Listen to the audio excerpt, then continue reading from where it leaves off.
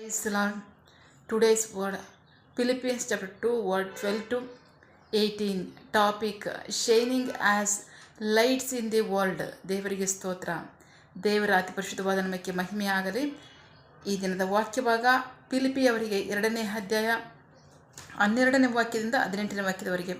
ಶೀರ್ಷಿಕೆ ನಕ್ಷತ್ರಗಳಂತೆ ಹೊಳೆಯುವುದು. ವಾಕ್ಯ ಭಾಗವನ್ನು ಓದಿ ಕಲಿತು ಪ್ರಾರ್ಥಿಸೋಣ.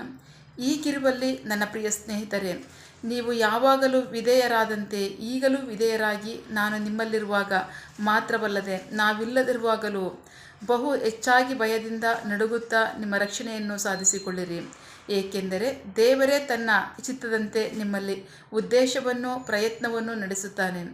ಗೊಣಗುಟ್ಟದೆಯೂ ವಿವಾದವಿಲ್ಲದೆಯೂ ಎಲ್ಲವನ್ನೂ ಮಾಡಿರಿ. ಹೀಗೆ ನೀವು ದೋಷವಿಲ್ಲದವರು, ಕೇಡು ಮಾಡದವರು, ನಿಂದಾರಹಿತರೂ ಆದ ದೇವಪುತ್ರರಾಗಿ ವಕ್ರವಾದ ದುಷ್ಟ ಜನಾಂಗದ ಮಧ್ಯದಲ್ಲಿ ಜೀವವಾಕ್ಯವನ್ನು ಹಿಡಿದುಕೊಂಡು ಲೋಕದಲ್ಲಿ ನಕ್ಷತ್ರಗಳಂತೆ ಹೊಳೆಯವರಾಗುವಿರಿ. ಹೀಗೆ ನಾನು ಓಡಿದ ಓಟವು ಪ್ರಯಾಸವು ವ್ಯರ್ಥವಾಗಿಲ್ಲವೆಂದು ತಿಳಿದು ಕ್ರಿಸ್ತನ ದಿನದಲ್ಲಿ ಹೆಮ್ಮೆ ಪಡುವೆನು.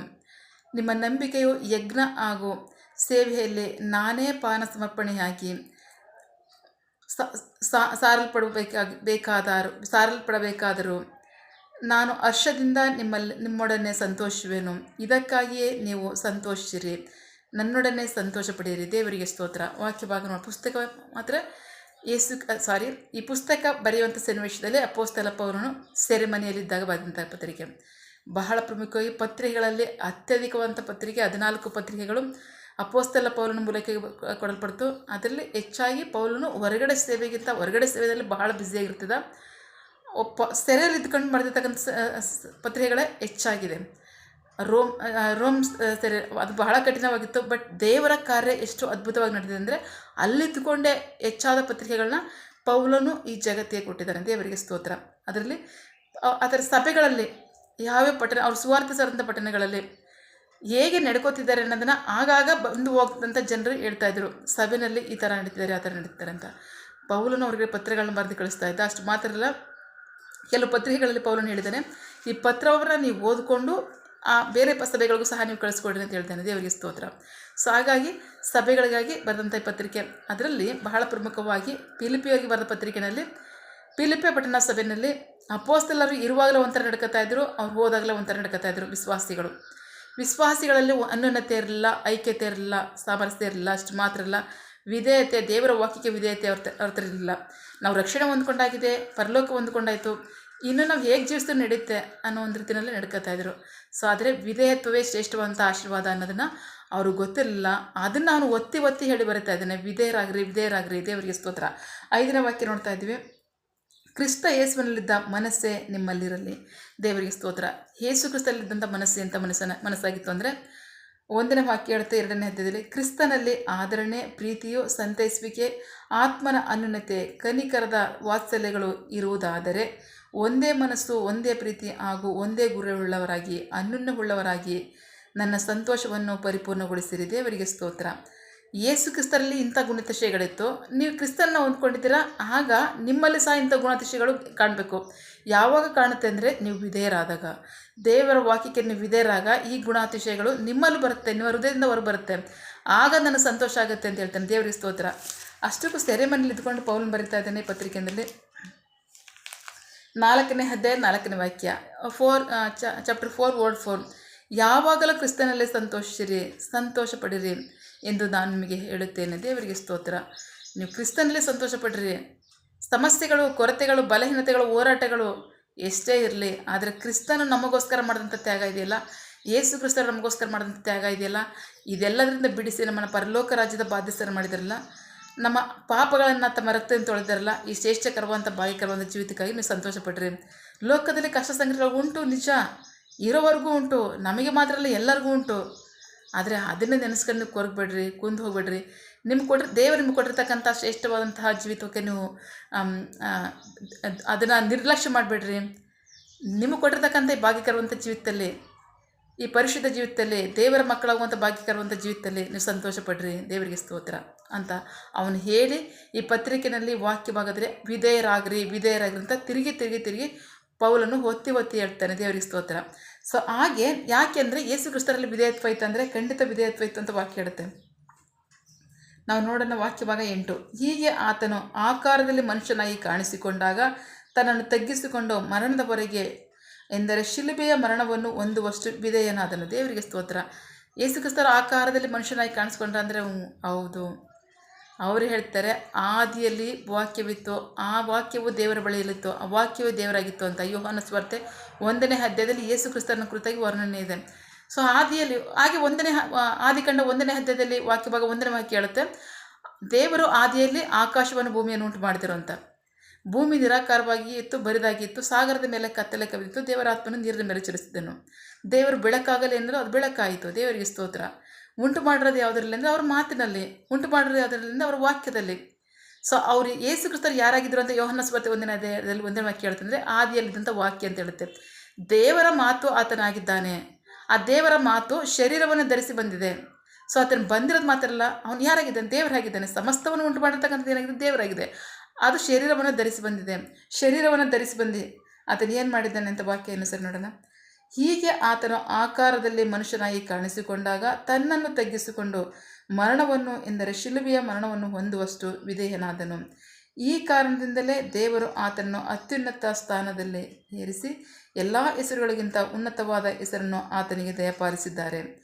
ಆದ್ದರಿಂದ ಪರಲೋಕ, ಭೂಲೋಕ, ಭೂಮಿಯ ಕೆಳಗಿರುವವರೆಲ್ಲರೂ ಸಹ ಯೇಸುವಿನ ಹೆಸರಿನಲ್ಲಿ ಮೊಣಕಾಲಿರಿ ಮಣಿದು ತಂದೆಯಾದ ದೇವರಿಗೆ ಮಹಿಮೆಗಾಗಿ ಕ್ರಿಸ್ತ ಯೇಸುವನ್ನು ಕರ್ತನು ಎಂದು ಪ್ರತಿ ನಾಲಿಗೆಯು ಅರಿಕೆ ಮಾಡುವುದು. ದೇವರಿಗೆ ಸ್ತೋತ್ರ. ನಮಗೆ ಗೊತ್ತು, ನಾವು ಭೂಮಿ ಮೇಲಿದ್ದೀವಿ, ದೇವರ ಮಕ್ಕಳಾದರೆ ಪರಲೋಕಕ್ಕೆ ಹೋಗ್ತೀವಿ. ಆದರೆ ಭೂಮಿಯ ಕೆಳಗೆ ಯಾರಿದ್ದಾರೆ ಅಂದರೆ ಸುವಾರ್ತೆ ಪುಸ್ತಕಗಳಲ್ಲಿ ಬರುತ್ತೆ, ಅನೇಕ ಕಡೆ ರಿಪೀಟ್ ಆಗುತ್ತೆ. ಭೂಮಿಯ ಕೆಳಗೆ ಏನಿದೆ ಅಂದರೆ ಅವಿಧೇಯರಂಥ ಜನರು ಇರ್ತಾರೆ.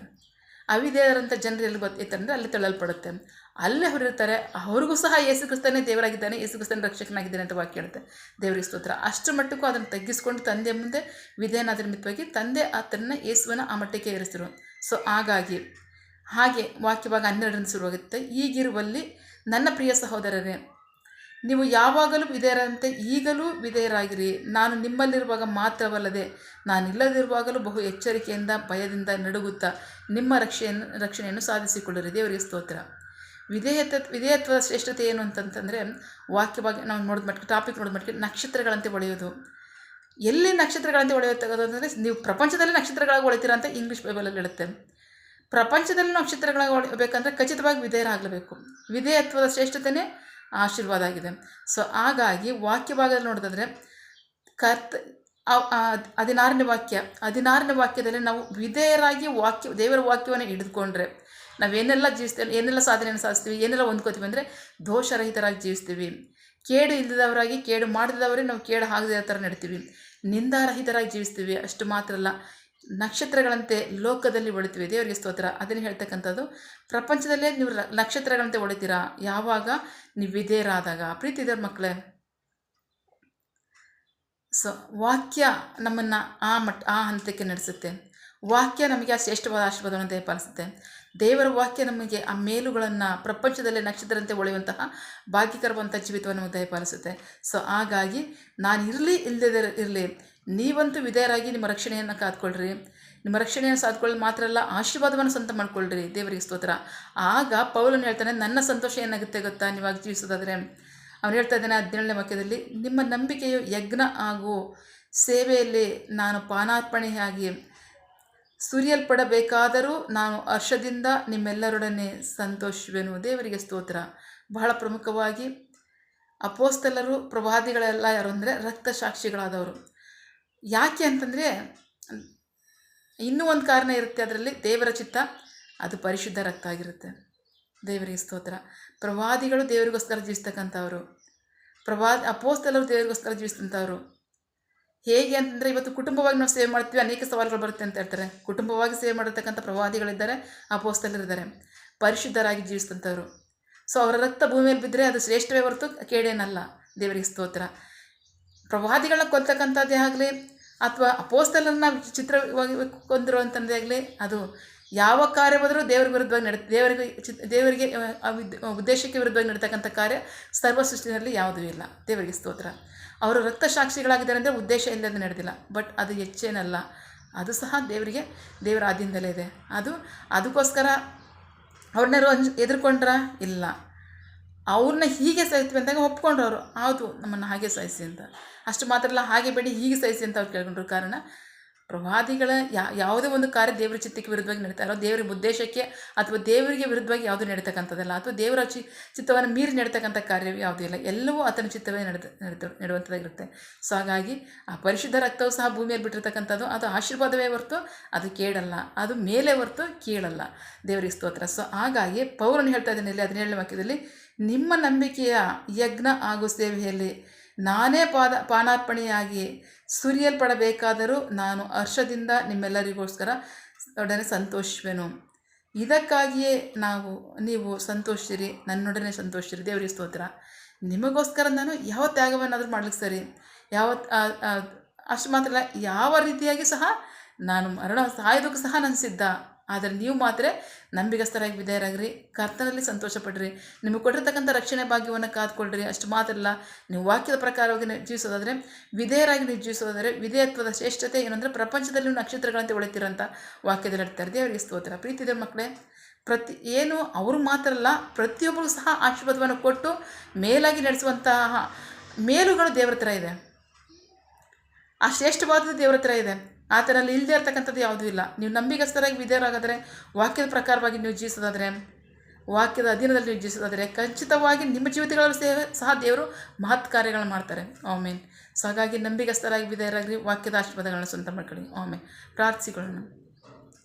ಸಕಲ ಸೃಷ್ಟಿಕರ್ತನೇ, ಸರ್ವಾಧಿಕಾರಿಯೇ, ಸಾರ್ವಭೌಮನೇ, ಉನ್ನತನೇ, ಮಹೋನ್ನತನೇ, ಮಹಾಪರಿಶುದ್ಧನೇ, ಪ್ರೀತಿ ಸ್ವರೂಪನೇ, ನೀತಿವಂತನೇ, ಆಧಿಪತಿಯೇ, ಸೇನಾಧೀಶ್ವರನೇ, ಇರುವಾತನೇ, ಸರ್ವವ್ಯಾಪ್ಯಸಪ್ಪ.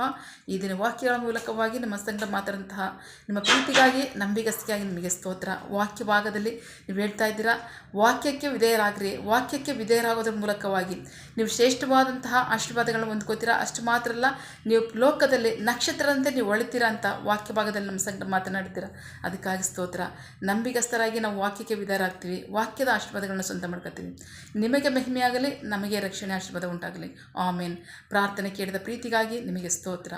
ನಮ್ಮ ಪ್ರಾರ್ಥನೆಯನ್ನು ನಮ್ಮ ರಕ್ಷಕನಾದ ಯೇಸು ಕ್ರಿಸ್ತರ ಅತಿ ಪರಿಶುದ್ಧವಾದ ನಾಮದಲ್ಲಿ ಪ್ರಾರ್ಥಿಸಿ ನಿಮ್ಮ ಪಾದಗಳು ಸಲ್ಲಿಸಿ ನಾವು ಬೇಡುವಂತಿದ್ದೇವೆ, ನಮ್ಮ ಜೀವದ ತಂದೆ. Amen. God bless you all. ದೇವರು ತಾನೇ ಇದರ ವಾಕ್ಯಗಳ ಮೂಲಕವಾಗಿ ನಮ್ಮ ಸಂಗಡ ಮಾತನಾಡಿದ್ದಾರೆ, ನಮ್ಮನ್ನು ಆಶೀರ್ವದಿಸಿದ್ದಾರೆ. ಆಮೇನ್. All the best.